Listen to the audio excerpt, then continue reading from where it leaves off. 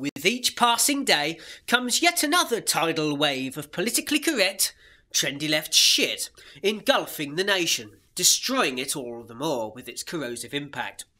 Arseholes like my guest, Jonathan Leftwinger, see fit to... What? I'm so sick of this, mate. Denigrating the likes of I and swearing at me. You do it every single time I come on and I'm absolutely sick of it. I've got feelings too, you know. People like you call me dickheads and wankers and turd pipes.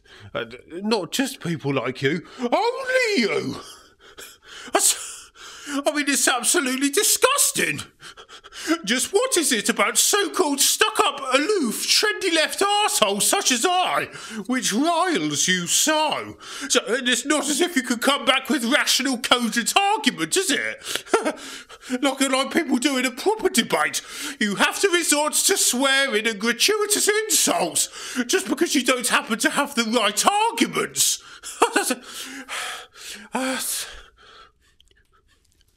I'd walk out if it wasn't so easy to defeat the likes of you and the rest of the public in sophisticated political argument, even if I do have to resort to shouting myself because bigots like you just won't listen. Well, you are a bunch of dickheads and turd pipes, and I fail to see why the likes of you think that arrogance and aloofness are positive character traits. They're positive character traits because it helps us to stand our ground in a debate, mate. Oh, yes, mate. Not opening yourself up to the possibility of thinking that you just may be wrong for a change. You see, it closes the door, doesn't it, on having any kind of, I mean, if we were to start thinking about how we could possibly be wrong, we'd have nervous breakdowns, mate, because we'd end up examining everything we've ever thought of since the 1960s. And we got no time for that sort of thing, mate, particularly when we've got an entire country to socially engineer. So, well, I mean, it stands to reason, doesn't it? Time waits for no man, nor does Labour. So vote Labour. You arsehole. There you go again. Just what is it you've got against left-wing people? Just what is it? Well, to put it shortly and sweetly, arseholes like you and the Sharon Shoesmiths of this country and administration have consistently wrecked the moral fabric of this country. Enhanced, I think you mean to say. Shut up! Liberal left shit, for example, has led to a distinct breakdown in discipline in this country, especially amongst young people. Left-wingers seem to believe that ordinary, decent, normal people must be hectored and proctored a lot more than the proper scumbags, because the proper scumbags seem to have some kind of inability to tell the full difference between right and wrong, and so therefore they must be given ample second chances to mend their ways. However, if a decent, ordinary, normal person dares to set a single foot out of line, either real or perceived, then there is little mercy for them. As illustrated by this story in the newspaper, November the 9th. A mother fears she has been criminalised for giving her children a ticking off in a supermarket. She was secretly followed home by an off-duty policeman who overheard her threatening to smack them unless they behaved. 6 weeks later, 2 officers arrived at her home and quizzed her about disciplining the youngsters, a boy of 11 and a 4-year-old girl. To her horror, she then received a letter from the local council saying her chastisement of them had been put on record for the next 14 years. The shocked mother, a trainee manager in a Christian bookshop, said, "It was an amazing intrusion.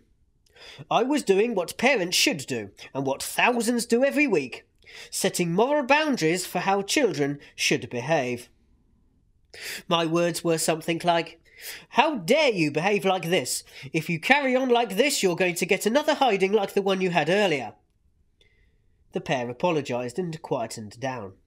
Neither was smacked when they got home, and she thought nothing more of it.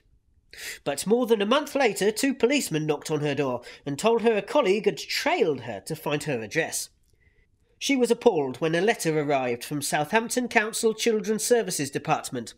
It said no further action would be taken at this time, but added, "We would like to advise you that we do keep the information on record."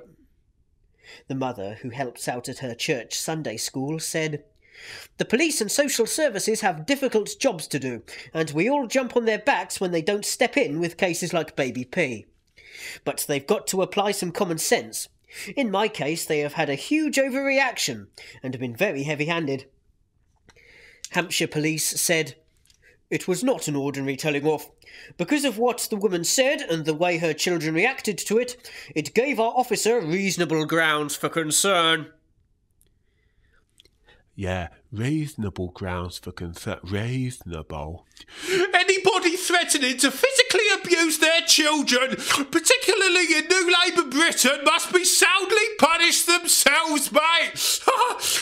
She's not the old woman who lives in a shoe. Oh no, she's a modern parent in 21st century left-wing Britain, and should therefore toe the line. Otherwise, well, yeah, she's the breakdown in bloody discipline, mate.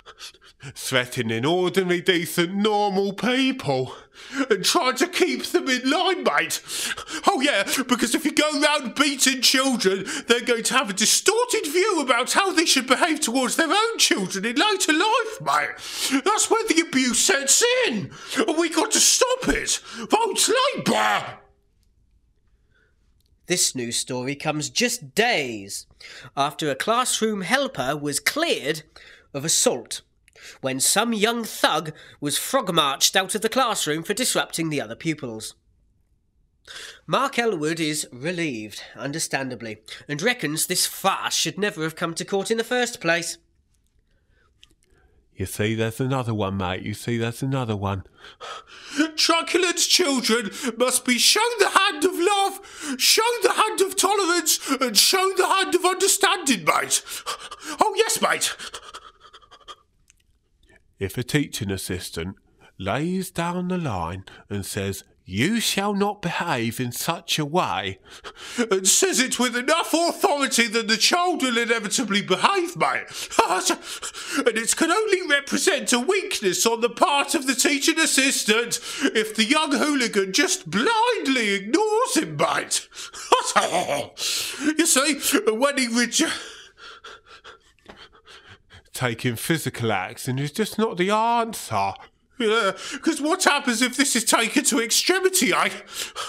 Taking him outside and giving him a beating, that's the extremity, mate. It can only escalate, you see.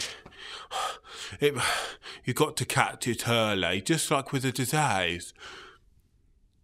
You complete shitbag, Jonathan. What? You see, what did I tell you? You haven't got any arguments, so you have to rely on insults. You see, that is why we're so perfectly placed to govern you, mate, and make sure you don't have a say. You and the likes of you out there in the public. You want to bring back the cane. And another thing, right, people like you should... Did you just slap me? Did you just slap me? I don't believe it. You see, this kind of disgusting physical assault that you inflict on me is exactly the kind of thing you want to inflict on the nation's children and distort their moral and physical upbringing. Well, I've got news for you, mate. Under Labour, people like you are going to be No, stop it! No, stop it! In fact, I think I'll close my debate by stepping over here. There we go. I am now out of slapping ranges, therefore can say anything I damn well please. God. As a matter of fact, I'm not out of slapping range, actually, because I happen to have walked into the part of the constituency office where the voters congregate themselves, mate. And they're about to give me a bloody good eye then. I said, no! No, stop it! Oh, stop it! Get back! Vote Labour! And I'll destroy you, mate! If push comes to shove, you disgusting little animal! You see, this is the scourge of violence we've got to crack down on in Britain today, mate.